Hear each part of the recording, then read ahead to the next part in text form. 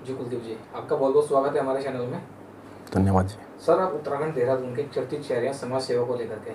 Sir, आपके द्वारा लगातार समाज सेवा जारी है, तो सर आप समाज सेवा कर रहे हैं, सर इसके पीछे का कुछ बताइए, क्या मकसद है आपका सेवा करने का? समाज सेवा तो हर किसी सक्षम इंसान की जो है नैतिक और सामाजिक जिम्मेदारी है, वही मैं कर रहा हूँ और करने भी चाहिए। शायद जिन लोगों को ज़रूरत है इस टाइम पे, कोरोना काल के बाद जो है बहुत स्थिति अलग हो चुकी है।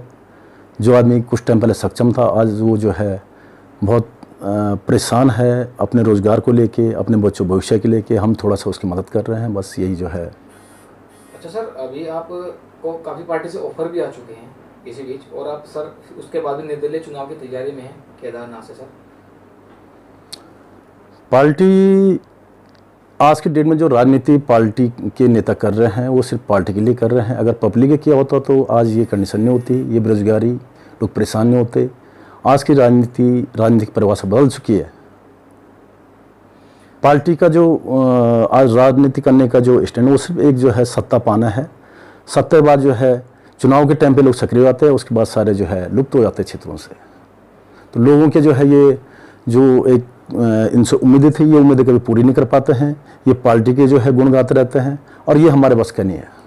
तो सर आप चुनाव जैसे लड़ेंगे निर्दलीय, तो सर आपका क्या मेन ऐसा रहेगा मुद्दे जिनको लेकर के आप जनता के बीच में आएंगे या उनके लिए सर कार्य करेंगे? क्या कुछ ऐसा डिफरेंट अलग? हाँ, मेरा जो इस टाइम पे पार्टी से वो जो चुनाव लड़ने का या जीत के जाने के बाद की जो एक सोच है, जो मेरा एक विजन है, वो ये है शिक्षा, स्वास्थ्य, रोजगार। बात तो सब करते हैं, लेकिन कभी इस पर किसी नेता ने प्रयास आज तक किया नहीं है। देखा जाए तो तीनों ज़्यादा मुश्किल थी नहीं करने, इन तीनों चीज़ों काम करना ज़्यादा मुश्किल नहीं था, क्योंकि जो हमारा प्राइवेट सेक्टर है वो एक बहुत बड़ा सेक्टर है। गवर्नमेंट सेक्टर से कहीं ज़्यादा रोज़गार इन लोगों ने दिया। आज हम उसको इन्वाइट कर सकते हैं वहाँ पे, रोज़गार क्षेत्र में जो बात कर रहा हूँ मैं, तो हम लोग वहाँ पे जो है ये मल्टीनेशनल कंपनियाँ तो इन्वाइट कर सकते हैं, क्योंकि हमारे पास प्राकृतिक खनिज की कोई कमी है ही नहीं। हमारे पास जो है उत्तराखंड जो है एक ऊर्जा प्रदेश होने के नाते जो है हमारे पास वहाँ पे पर्याप्त जो है इंडस्ट्रीज लग सकती हैं। सिडकुल पिटकुल दोनों को हम वहाँ पे जोड़ सकते हैं, लेकिन कभी प्रयास किया नहीं। प्राकृतिक खनिज के नाम पे से हमारे पे इतना इस्तेमाल हुआ कि नदी की रेत और पत्थर, उससे ज़्यादा कुछ नहीं हुआ है। अगर इसको हम अलग अलग स्टेटों के तर्ज पे देखा जाए, जैसे हिमाचल के तर्ज पे देखा जाए, तो उन्होंने जो है अपने टूटे हुए पहाड़ों का एक सदुपयोग करके वहाँ पर जो है 6-7 सीमेंट प्लांट लगाए, हज़ारों लोगों को रोजगार दिया है।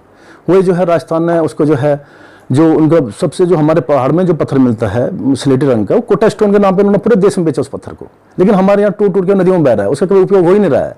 अगर हम उसको जो है हम भी उसमें जो है हजारों लोगों को उसमें रोजगार दे सकते हैं, वो सीमेंट प्लांट से हम रोजगार दे सकते हैं। कई काम हमारे पास वहाँ प्राकृतिक खनिज से संबंधित है, लेकिन किसी ने प्रयास किया ही नहीं है। आप भू कानून को लेकर के आपकी क्या है? भू कानून जो पहले लागू हुआ था उत्तराखंड में, माननीय मुख्यमंत्री खनौरी जी के, पूर्व मुख्यमंत्री खनौरी जी के टाइम पे अच्छा था कि एक लिमिटेशन थी उसमें कि बाहर का आदमी इतनी जमीन ले सकता है, लेकिन उसमें जो धीरे धीरे जो बढ़ोतरी की गई है वो थोड़ा सा उसके हम भी खिलाफ हैं कि उपयोग तक ही भूमि जो है किसी भी अदर स्टेट को, क्योंकि उत्तराखंड में आवश्यक भूमि की बहुत कमी है।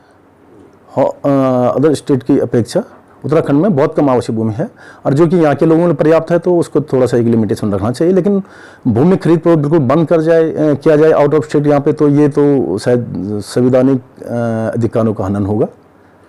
अभी जैसे कि आपने बताया कि और पार्टियों से ऑफर आ रहे हैं, क्या वो जो पार्टियां हैं वो आपके मुआफिक काम नहीं कर रही? ये तो जनता जानती है अच्छी तरह से।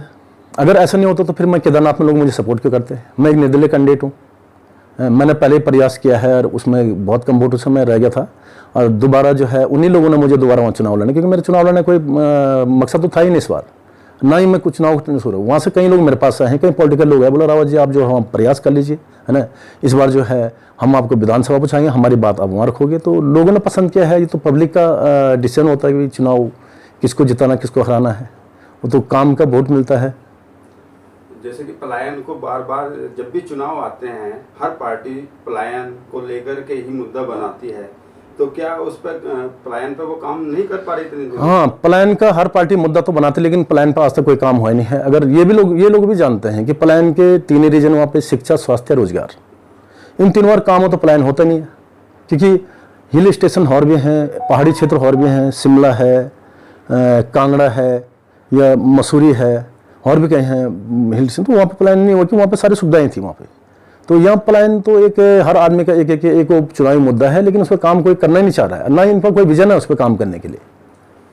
क्या हमारी जो आपको लोकल पार्टी जैसे यूकेडी है या जैसे आम आदमी पार्टी अभी आ रही है, तो क्या लगता है कि वो कुछ कर पाएंगे या ऐसे ढोल ढिंढोरों की तरह पीट के चले जाएंगे? आम आदमी पार्टी तो एक वर्चस्व, एक विस्तारीकरण की राजनीति कर रही है, उससे तो हमें कोई उम्मीद है नहीं। लेकिन यूकेडी हमारी क्षेत्रीय पार्टी थी, हमारी भी एक संपत्ति इस पार्टी के साथ है कि ये पार्टी उभर नहीं पाई है। बहुत जरूरी है किसी क्षेत्र के विकास के लिए क्षेत्रीय पार्टी का आना, लेकिन इस पार्टी का दुर्भाग्य है कि ये पार्टी धीरे धीरे सिमटती गई है, सत्ता में कभी।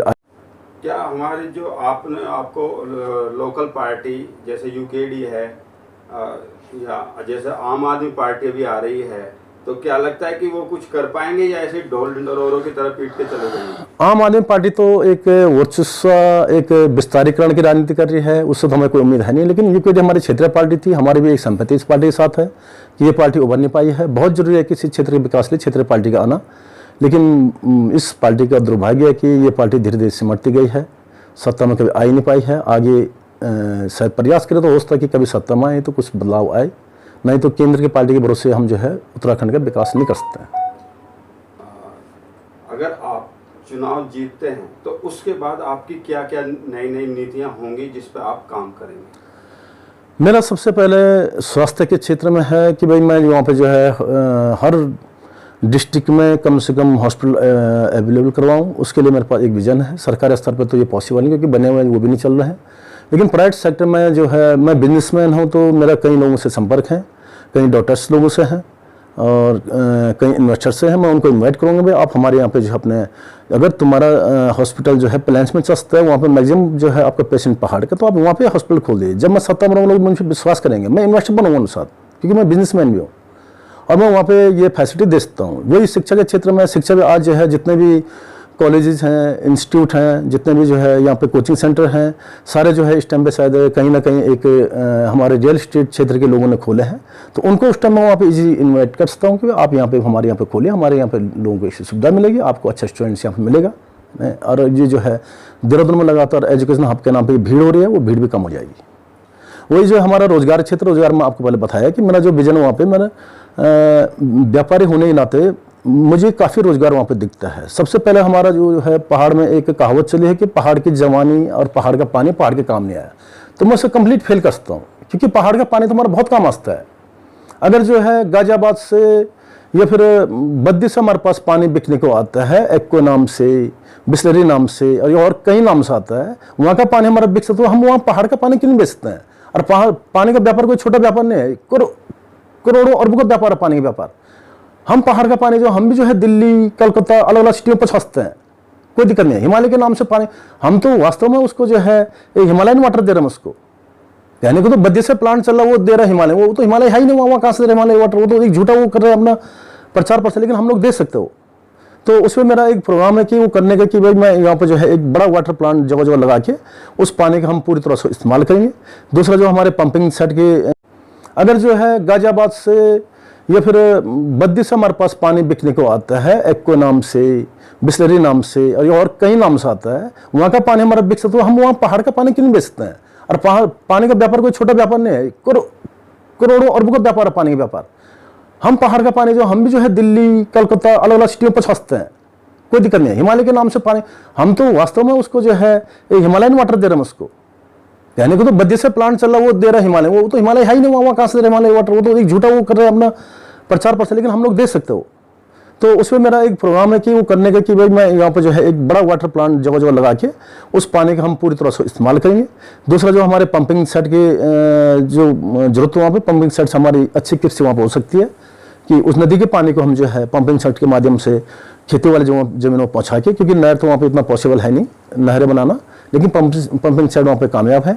तो उसमें जो है हम उद्योग के क्षेत्र में रोजगार के लिए काफ़ी काम कर सकते हैं, क्योंकि मेरा अपना विजन भी है। मैं इन चीज़ पे कई स्कीमें बना चुका हूँ, लेकिन मेरी स्कीमें आप समझते हैं कि जब तक सत्ता में नहीं है, वो नहीं है, तो कोई वहाँ पे एनओसी या कई चीज़ से वो अटकलें आती रहती है उसमें। तो जब मैं खुद वहाँ पे रहूँगा तो अपना आराम से मैं वहाँ पे जो है एक उद्योग स्थापित कर सकता हूँ। ये इसको पूरे क्षेत्र को जो है सिडकुल से लघु उद्योग और पिटकुल विस्तृत उद्योग से जोड़ सकता हूँ। स्वराज के उसमें स्वराज को लेकर के आपकी ये सोच है कि हर लोगों को छोटे से छोटे तबके में अपना खुद का ही बिजनेस होना चाहिए। हाँ, खुद का ना हो, प्राइवेट सेक्टर डेवलप हो, वहाँ पे तो खुद ही सबको रोजगार मिल गया। क्योंकि जो प्राइवेट सेक्टर होता है वो अगर मान लिया हमने देखते हैं कि शेड्यूल प्लांट हम वहाँ पे लगाते हैं तो वो कहीं लोगों को उस काम को डिस्ट्रीब्यूट करता है, कहीं पैकिंग का होता है, कई बार उसका जो कार्टून बनाने का काम होता है। तो वो जो छोटे छोटे काम के एक प्लांट जो है कम से कम 200 अलग अलग जो है उसके वो छोटे छोटे लगाता है अलग चीज़। तो उसको हम जो है सप्लाई से लेके हर चीज़ में उसमें ज़रूरत पड़ती है वहाँ पर मैन पावर की, तो उससे ऑटोमेटिक लोगों को रोज़गार मिल जाएगा। हमारा लास्ट सवाल है कि आप लोगों को क्या संदेश देना चाहेंगे, जैसे कि कोरोना से संबंधित या और किसी से संबंधित क्या संदेश देना चाहेंगे?